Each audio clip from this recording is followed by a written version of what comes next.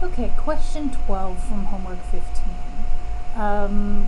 This again is a problem that you've seen before in homeworks. The only difference is that we're dealing with functions that have e to a power in them. So it's not that different from anything that we've done before.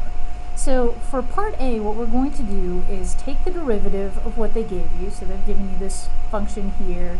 Take the derivative of that and plug in the x values that they gave you. So it's not so bad. They're giving you p equals 100 times e to the negative 0.0002x plus 50. So we take the derivative of that. The 100 is just a constant, so it comes down, the constant that we're multiplying by. So it comes down. When we take the derivative of e to the power of some function, we copy that down exactly the way they give it to us, and then multiply it times the derivative of the exponent. So in this case, this was our exponent. So our derivative is just going to be negative 0.0002, and because we're taking the derivative of 50, that just turns into a 0. So what we're left with is p prime equals this right here. And once you've got that, all you have to do is plug in the two numbers they gave you. So in my case, I have 1,000 and 3,000. Plug in 1,000 and put it in your calculator. Make sure that you are using two sets of parentheses for your exponent.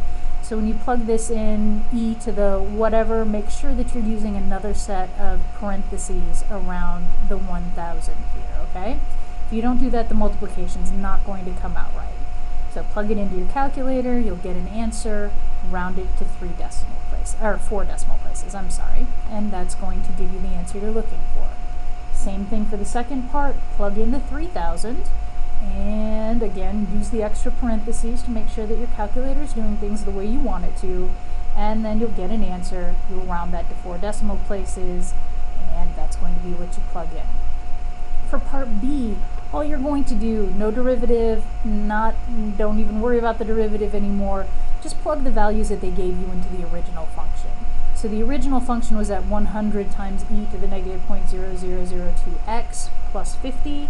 Just plug in 1,000 for the x, and then plug in 3,000 for the x. Remember to use your parentheses correctly, put it into your calculator, and you should be all set with your answer. Make sure you're rounding to 2 decimal places on this one, and everything should be good. Shoot me an email if you have any questions.